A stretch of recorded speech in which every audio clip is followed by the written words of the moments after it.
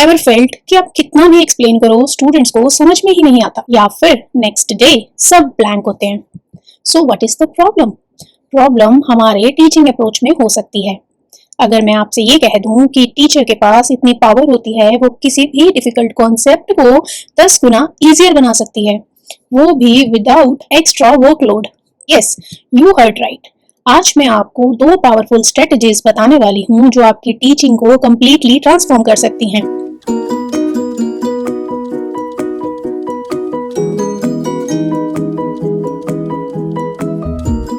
Mostly classrooms में क्या होता है, टीचर एक्सप्लेन करती है, स्टूडेंट सुनते हैं, नोट्स बनाते हैं एंड देन एग्जाम्स देते हैं।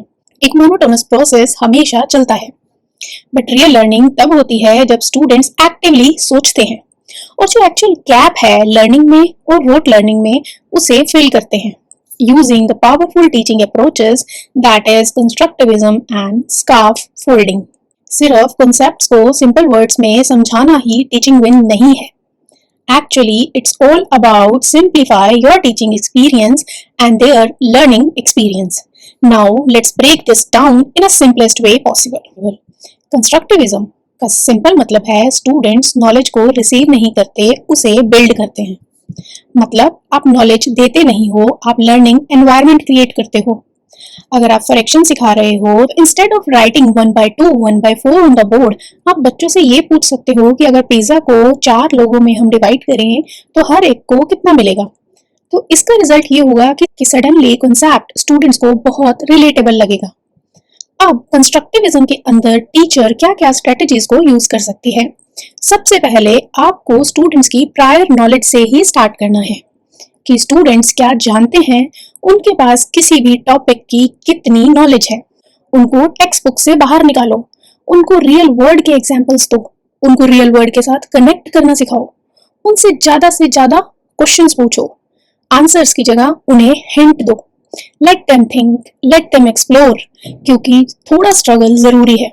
स्टूडेंट्स जब खुद डिस्कवर करते हैं तब लर्निंग परमानेंट हो जाती है। अब आता है सबसे powerful tool, that is scarf folding. Simple words में मैं आपको इसका मीनिंग बताती हूँ कि एक टेम्परेरी सपोर्ट जो आप स्टूडेंट्स को प्रॉब्लम सॉल्विंग में दोगे और ग्रेजुअली आप उसे रिमूव करोगे। जैसे कि बिल्डिंग बनाते वक्त हम स्कार्फ फोल्डिंग यूज करते हैं, जब बिल्डिंग रेडी हो जाती है तो हम स्कार्फ फोल्डिंग को हटा देते हैं। सेम आपको स्टूडेंट्स के साथ करना है। जैसे इसको हम स्टेप बाय स्टेप समझते हैं। स्टेप 1 में टीचर एक्सप्लेन करती है कि चलिए मैं आपको बताती हूँ कि इस प्रॉब्लम को कैसे सॉल्व करना है। स्टेप 2 में टीचर और स्टूडेंट्स मिलके उस प्रॉब्लम को सॉल्व करते हैं एंड स्टेप 3 में स्टूडेंट उसे इंडिविजुअली या इंडिपेंडेंटली सॉल्व करते हैं। यहाँ पर टीचर ग्रेजुअली अपने सपोर्ट को रिमूव कर देती है and let the student do their task independently. Scarf folding के अंदर टीचर क्या स्ट्रेटजीज को यूज करेगी? सबसे पहले पूरे कॉन्सेप्ट को छोटे छोटे पार्ट्स में आपको डिवाइड कर देना है। कीवर्ड्स पे ज्यादा फोकस करना है instead of reading all the paragraph, explaining all the paragraph, focus on the keywords only.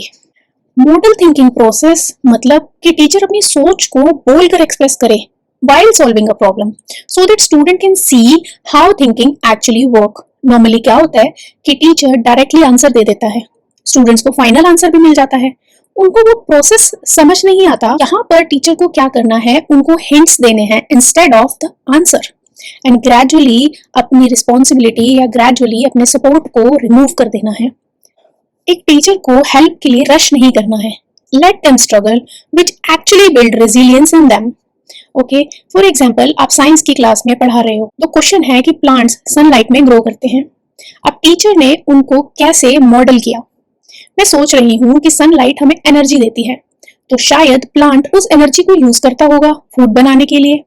तो यहाँ पर टीचर ने क्या मॉडलिंग किया? Scientific reasoning. अब ये काम कैसे करेगी? स्टूडेंट्स को पता चलेगा कि सोचना कैसे है। जो हिडन थिंकिंग होती है वो सडनली उनके सामने एक्सपोज या विजिबल हो जाती है। उन्हें कंक्लूजन तक पहुंचने का जो प्रोसेस है वो समझ आ जाता है।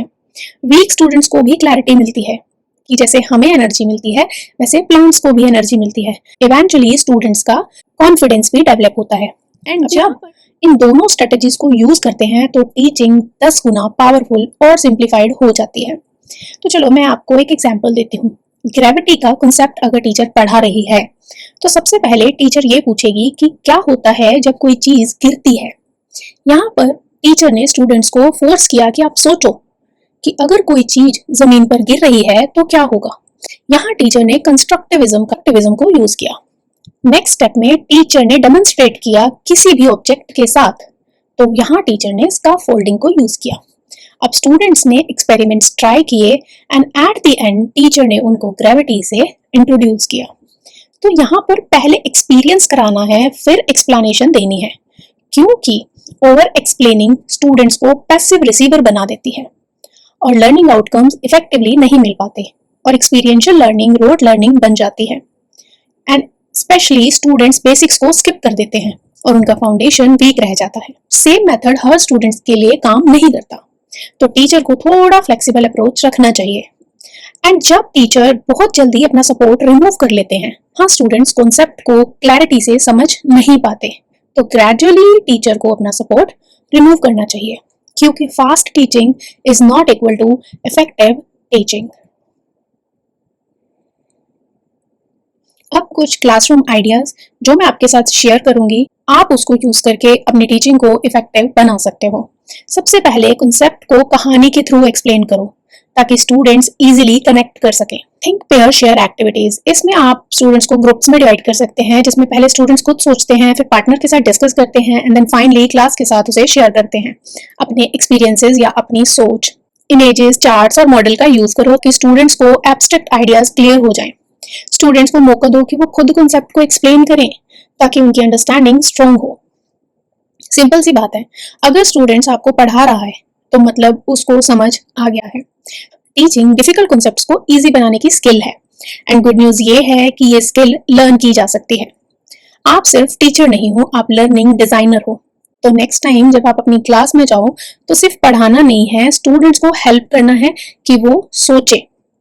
And with this I am ending the video. अगर आपको ये वीडियो हेल्पफुल लगा है तो लाइक करें, शेयर करें विद योर फेलो एजुकेटर्स और चैनल को सब्सक्राइब जरूर करें for more practical teaching strategies, because जब टीचिंग सिंपल होती है तब लर्निंग पावरफुल हो जाती है। Thank you so much for watching till here. I will meet you in the next video. Till then bye.